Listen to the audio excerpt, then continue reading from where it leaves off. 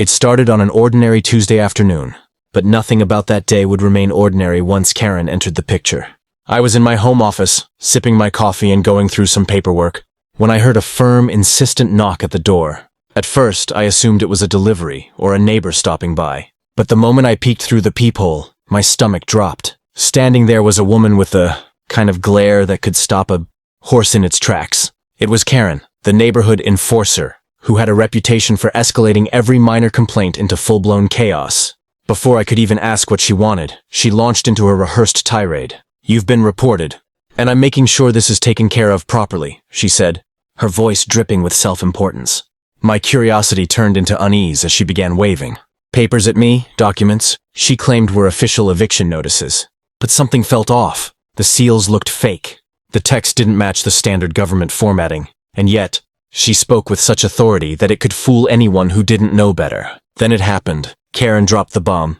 She claimed she had contacted federal authorities and that a federal ranger would be arriving shortly to ensure I vacated my property immediately. My heart raced. Could this actually be real? I had lived here for years, never had any serious complaints, and now suddenly my home, the place I considered my safe haven, was under threat from someone I didn't even recognize. I tried to reason with her, explaining that there had to be some mistake, that she must have misunderstood something.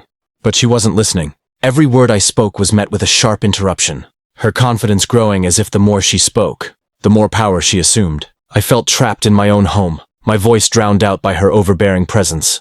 Minutes later, the sound of sirens in the distance made my heart skip a beat. Karen's smirk widened, like she had already called them, and they were on their way. And then the doorbell rang, not once but in rapid succession. 2 men in dark tactical gear appeared on my doorstep.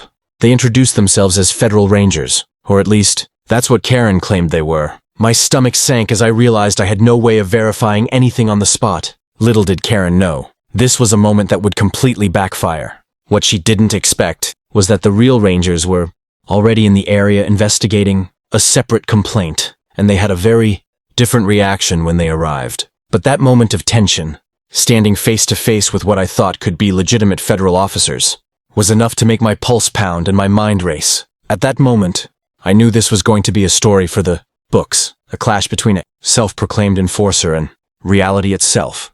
And the worst, or best, was yet to come. The door swung open and the men stepped inside, their presence filling the room with authority and a surprising calm. Unlike Karen, they weren't loud or theatrical. They were precise, professional, and immediately commanded attention. One of them flashed his badge briefly, a glint of silver catching the light. My stomach tightened. I knew almost nothing about federal procedures, but something about the situation felt increasingly off. Karen's confidence, which had been building like a storm cloud, began to falter. She tried to assert control, pointing at the men and declaring that they were officially here because of her report. But the men didn't flinch. Instead, one leaned forward, his tone calm yet firm. "Ma'am, please step back. This property owner has rights, and no eviction order has been issued by our office." The words cut through the tension like a knife. Karen's jaw tightened, and she stepped back slightly, realizing her power was slipping through her fingers. I exhaled slowly, my body shaking with relief, but my mind was still racing. Who were these men, really? Were they the real Federal Rangers Karen had claimed she called? Or were they responding to something else entirely? One of the officers spoke again, addressing me directly this time. "We received a report of a possible impersonation attempt in the neighborhood. It seems someone may have misrepresented themselves as federal personnel." My heart leapt. That was me. Karen had tried to use the threat of law enforcement to intimidate me, and it had almost worked. Karen's face turned a deep shade of red, and she began fumbling through the papers in her hands, trying desperately to make them look legitimate. But the Rangers didn't need to be fooled.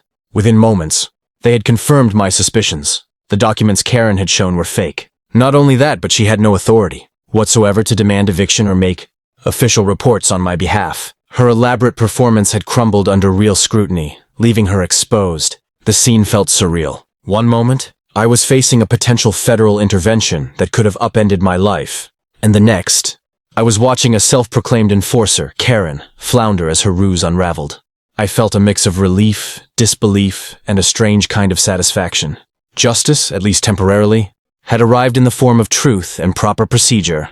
Even so, the tension wasn't over. Karen, humiliated but stubborn, wasn't about to vanish quietly. She muttered something under her breath, glancing at the Rangers, clearly plotting her next move. I knew this wasn't the end. It was only the beginning of a confrontation that would escalate in ways I could never have predicted. Karen's glare could have shattered glass. Now fully exposed, she seemed almost desperate, like a cornered animal plotting a final, reckless move. The Rangers maintained their calm, standing a few steps behind me, their presence reassuring yet warning her not to push further. But Karen wasn't done. She had built her identity around control and intimidation, and losing that control in front of an audience, especially the federal authorities she thought she had summoned, was unacceptable to her. "I don't care what you say," she barked, her voice rising. "This property is unsafe. I have proof. You all will regret this." She fumbled with her phone, scrolling furiously. My pulse quickened, not because I feared her, but because I didn't know what she planned next. The Rangers watched her carefully, subtly signaling to each other to be ready, while I stayed rooted in the center of my living room, heart pounding but grateful for their professionalism. Karen's phone rang suddenly and she answered with a trembling, angry tone. Yes, I'm here." "They're ignoring me!" I caught snippets of her conversation, the words dripping with frustration and disbelief. She was trying to call backup, someone, anyone, to validate her claim, but there was no one coming.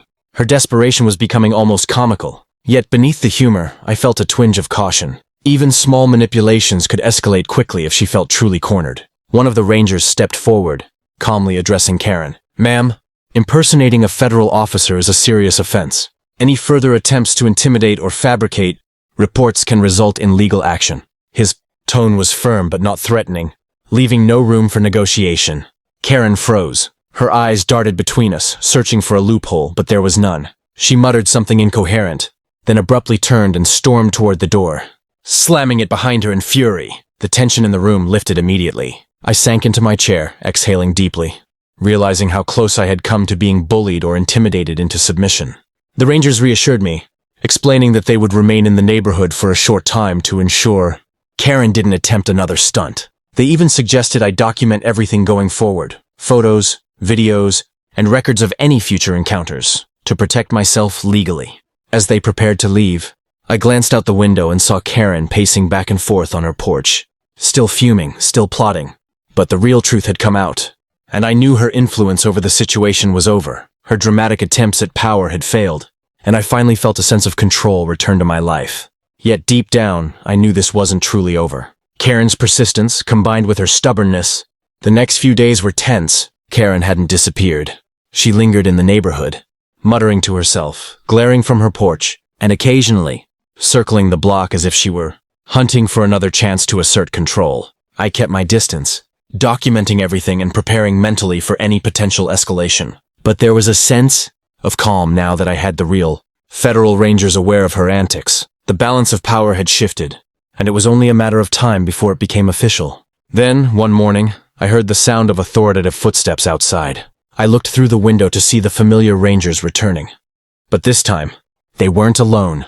They had brought local law enforcement, officers, and even a few HOA representatives. Karen's smug confidence vanished the moment she saw the convoy of officials approaching her home. Her eyes widened in panic, realizing that the game was over.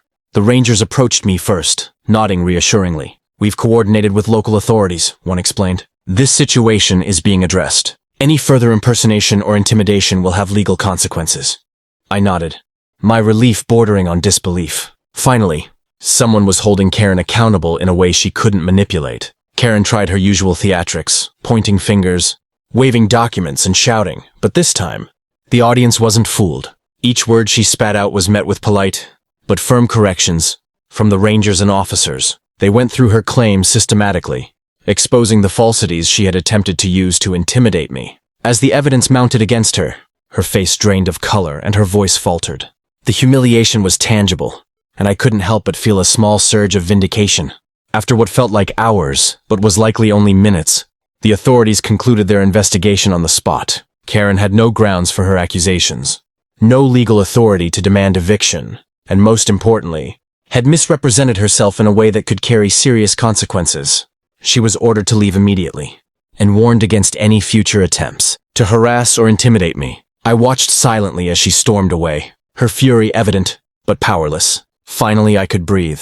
The Rangers and officers assured me that my property and rights were secure. They even offered guidance on how to prevent any similar incidents in the future, emphasizing documentation and communication with authorities. It was a moment of closure, a triumphant victory over a self-appointed enforcer who had tried to weaponize fear.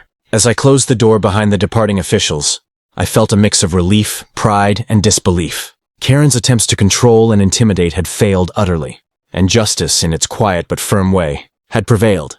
My home was mine again, safe and free from the chaos she had tried to inflict. The ordeal had tested my patience, my nerves, and my trust in others. But it had also taught me one clear lesson. Confidence in the truth and the right people on your side can stop even the most determined of Karens. If you enjoyed this wild HOA showdown, make sure to subscribe and hit the bell so you don't miss any of my crazy neighborhood stories. Drop a comment below and tell me what you would do if Karen came to your door.